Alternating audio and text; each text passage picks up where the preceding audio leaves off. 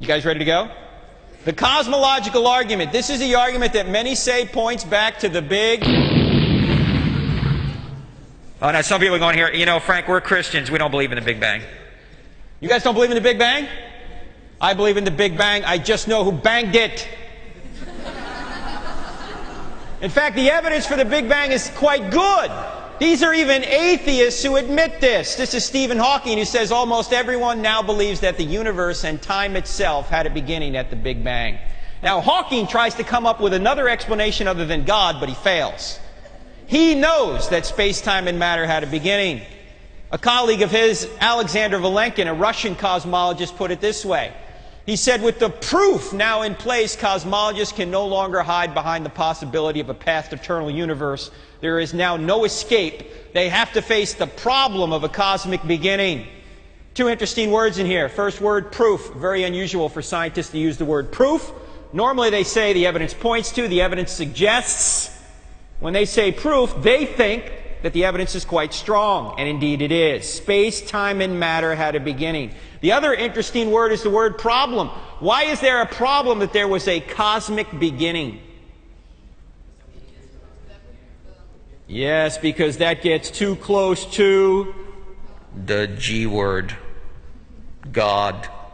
They don't want to go to God, so they will do everything they can to avoid God.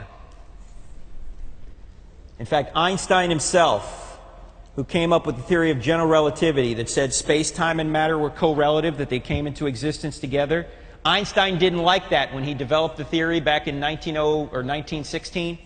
He wanted the universe to be eternal, so it didn't need a God. So you know what the great Einstein did in order to avoid an absolute beginning? He put a fudge factor into his equations to avoid it, called the cosmological constant. And in order to do this, the great Einstein divided by zero. Now, what are you told in third grade? Never divide by zero. You can go straight to hell for that. Well, the great Einstein did it in order to avoid God. Later, he repented of that because he knew the evidence was so strong that the universe had a beginning. If it had a beginning, it must have had a beginner. In fact, this man, Robert Jastrow, was an agnostic astronomer of great credentials. And a number of years ago, he wrote a book called God and the Astronomers. On page 1 in the book, he says, I'm an agnostic on religious matters. What does that mean? He means he doesn't know whether God exists or not. He says, I don't know. But here's what he says on page 14 of the book. He says, the astronomical evidence leads to a biblical view of the origin of the world. The essential element in the astronomical and biblical accounts of Genesis is the same. In other words, he's saying when you look at the science and you look at the Bible, they're the same.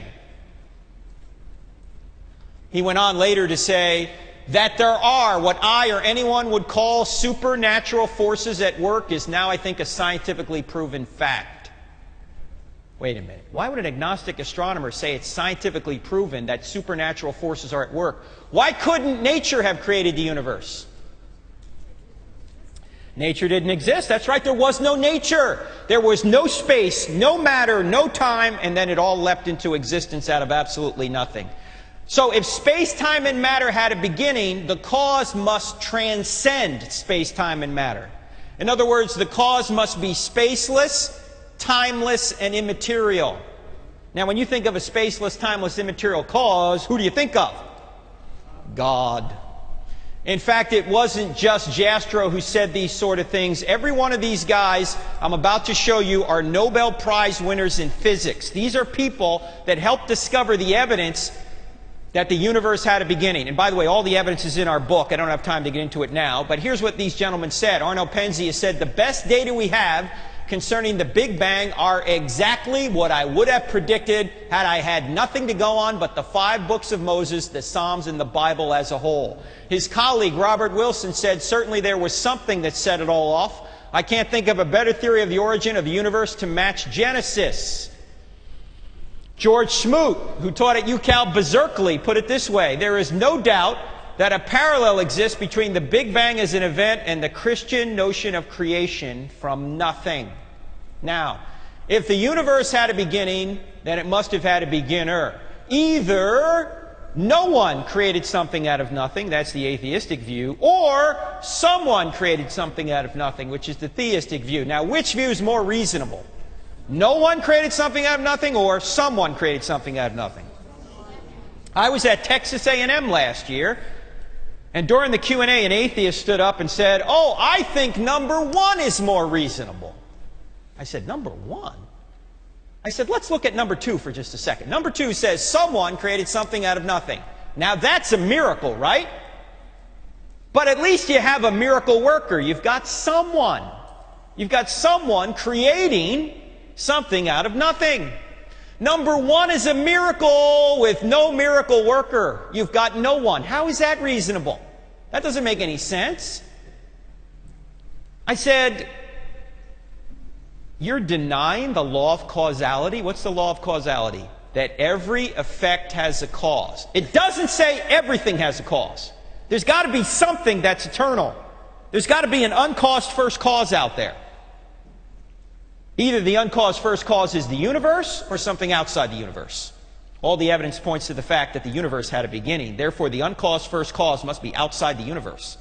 It must be spaceless, timeless, and immaterial. I said to the atheist that night, I said, the law of causality is the foundation of all science. If you want to give up on the law of causality, you've got to give up on science. Why? What do scientists do?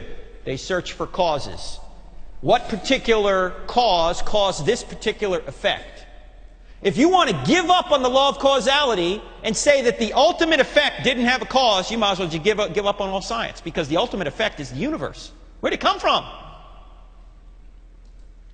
I said, to show you how seriously everybody in this room takes the law of causality, there is nobody sitting here right now that as you sit here, you are currently worried that a hippopotamus has appeared out of nothing in your dorm room and is currently defecating on the carpet.